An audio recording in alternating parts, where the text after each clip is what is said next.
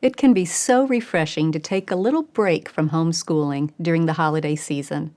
Whether that means a week or a month, however you've planned your year, that change of routine and enjoyable family traditions offer a nice change of pace.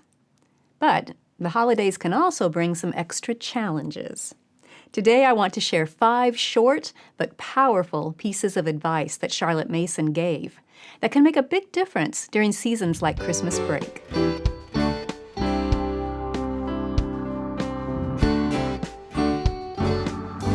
Welcome to the Simply Charlotte Mason podcast. I'm Sonia Schaefer.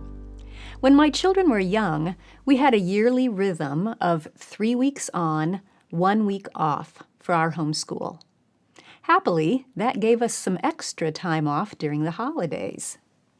There were many things I enjoyed about those extra days off of homeschooling, but there were also extra challenges that came with them.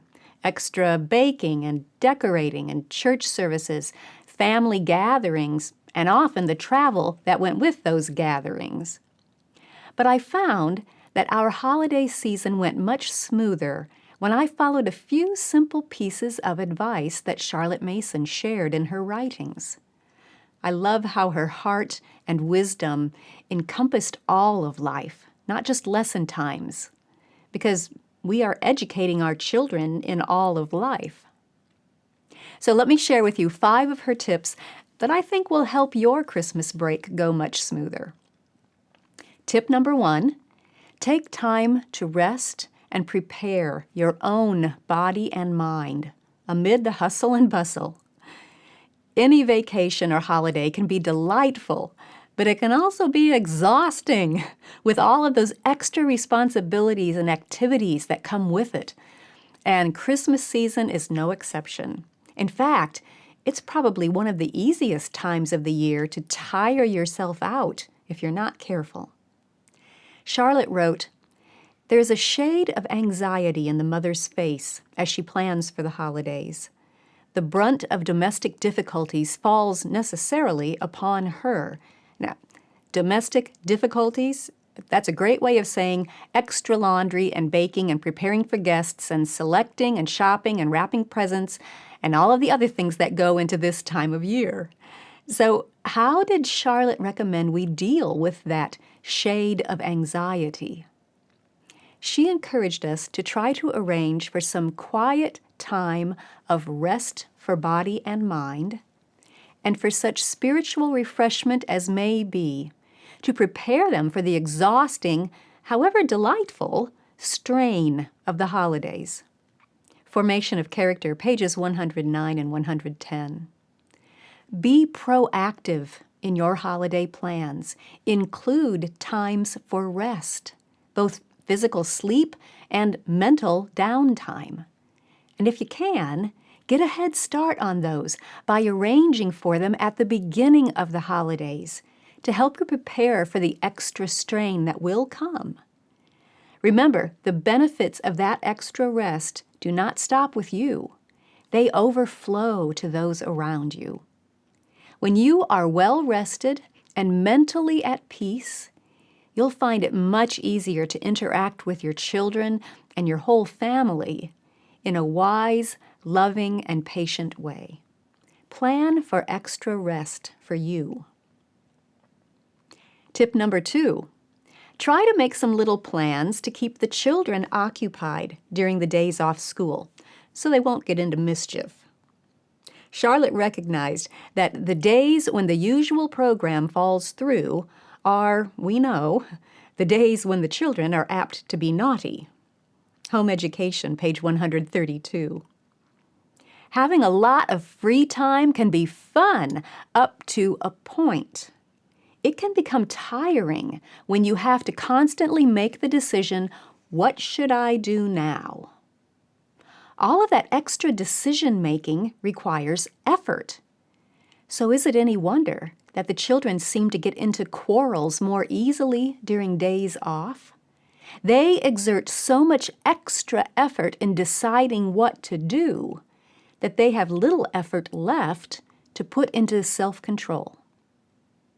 I love how Charlotte described the goal for these holiday weeks. She said, in her usual understated way, "It is not easy to keep 8 or 9 young people at their best for weeks together without their usual employments." Formation of Character, page 110. That little phrase, "at their best," is the key. Our whole goal as parents is to help our children become the best versions of themselves that they can be, even during Christmas break. So don't schedule every waking hour for your children, but do try to make some plans that will help relieve them of the effort of decision and help keep them at their best. Tip number 3. During this season especially, show each child that you love him or her. It's easy to unintentionally focus on the activities and the presents and the hustle and bustle of the season and never get around to really focusing on each child as a person.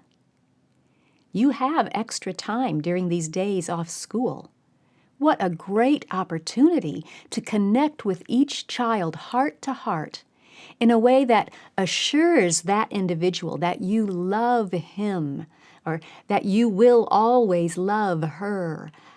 Even your older children, or perhaps especially your older children, once they reach that stage of not wanting hugs in public, it's easy to think they don't want any reassurances of your love.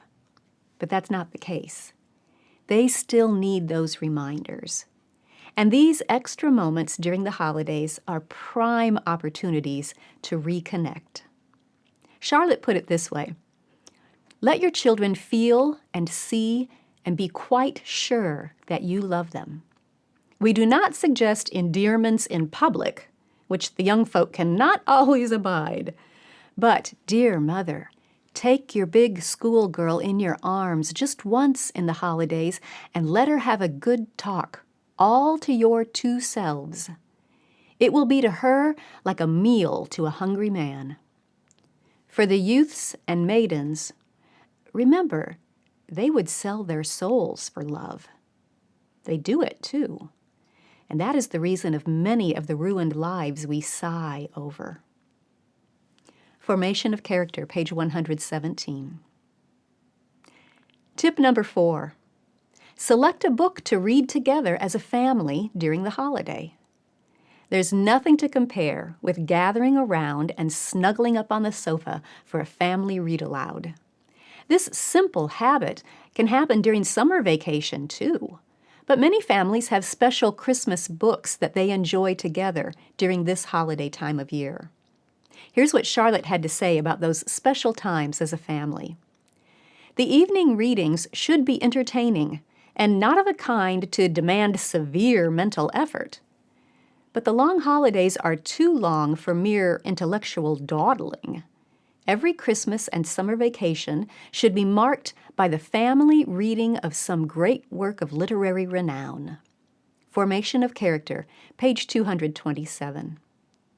Select your books based on the ages of your children, but remember that a great book, whether old or new, long or short, a truly living book can be enjoyed by all ages. We've put together a list of favorite seasonal books from our readers and our own favorites. Check the description for a link. Tip number 5. Be careful to continue watching over the habits that your child is forming. Habits become ingrained quickest when they're not allowed to lapse. Charlotte reminded us that the habits practiced in school and relaxed at home, because it's the holidays now, you know, do not really become habits of the life. School Education, page 107. I think you'll agree that we definitely want habits for life, not just during certain days of the week or weeks of the year. Not just when we're watching, but when we're not watching, too. Good habits that will set our children up for success in life and give us smooth and easy days, those habits require continuous watching. During the Christmas season, and all year round. Many of these 5 tips seem too simple to make much of a difference. Get extra rest, help your children stay productively occupied, take time to connect with each child, read together as a family, and keep working on good habits even during the holidays. But I think you'll find that if you do them, you will enjoy a much smoother Christmas break. All of us at Simply Charlotte Mason hope that you have a blessed and Merry Christmas.